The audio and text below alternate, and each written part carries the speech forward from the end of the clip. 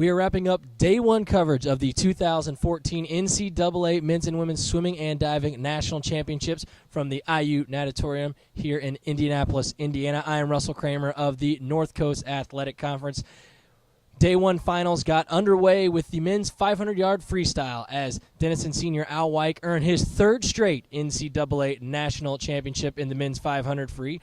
Weick, who touched the wall in a time of 4:24.31, had a chance after the race to talk about his third straight national championship.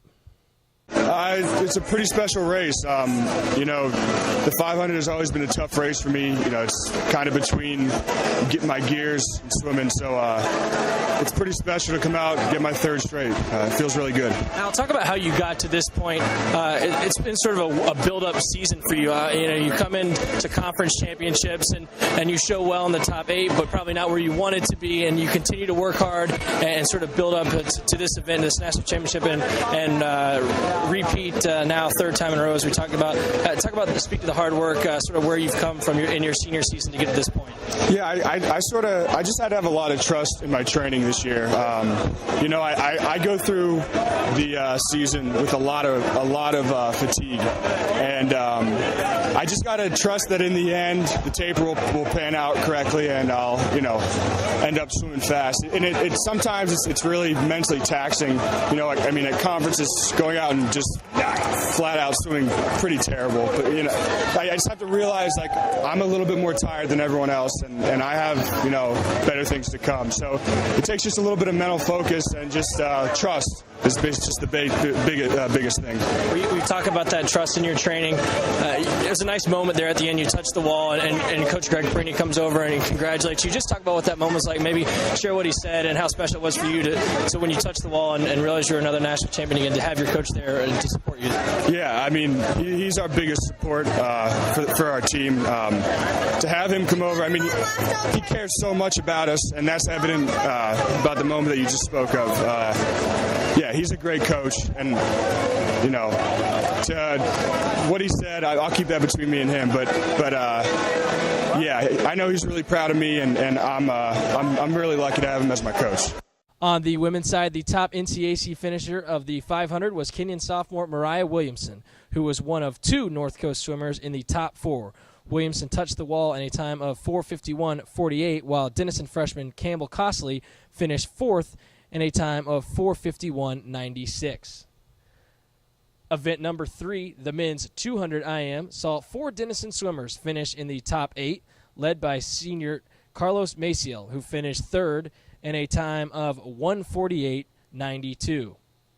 In the women's 200 IM, junior Michelle Howell of Denison took home 5th in a time of 2:04.15, while teammate Natalie Lugg placed 8th, touching the wall in 2:07.86. The fastest race of the evening, the men's 500 free, the North Coast placed 2 swimmers in the top 8 as Denison's Ryan Fleming finished 4th and Kenyon's Joseph Denorio finished 6th. Denison freshman Carolyn Kane paced the NCAC in the women's 50, finishing 3rd, while Kenyon junior Jordan Klein took home 4th. After the 50, the entire IU Natatorium turned their attention to the diving well, as the North Coast Athletic Conference showed well in the men's 3-meter diving championship. The North Coast went 1-2 as junior Connor Digman of the Denison Big Red set a new NCAA Division III meet record with a score of 6:13.90, while freshman Max Levy of Denison finished 2nd with a score of 5:36.40. And wrapping up the top 8 was sophomore Ben Lewis of Denison, who placed a total score of 4:59.90. Denison's Big Red Divers took home a total of 54 points to help the Big Red into first place after day one of the competition.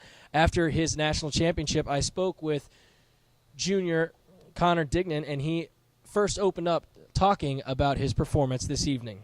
By the time we were getting in prelims, we were a little rough, at least on my optionals. And then once we got into finals, my coach Russ kind of came up and he just said, do what you do, you know? There's nothing else to do at that point. We're at the end of the season.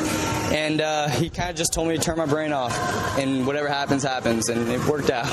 You talk about being at the end of the season, all the hard work that you've put in throughout the course of the year, obviously leading up to an event like this. You seem to have a lot of confidence on the board right now. Talk about the confidence that not only you have, but the rest of your teammates as well, going 1-2-8 in this event. Pretty impressive showing by the DU Big Red men's swim team. Yeah, it was really unreal.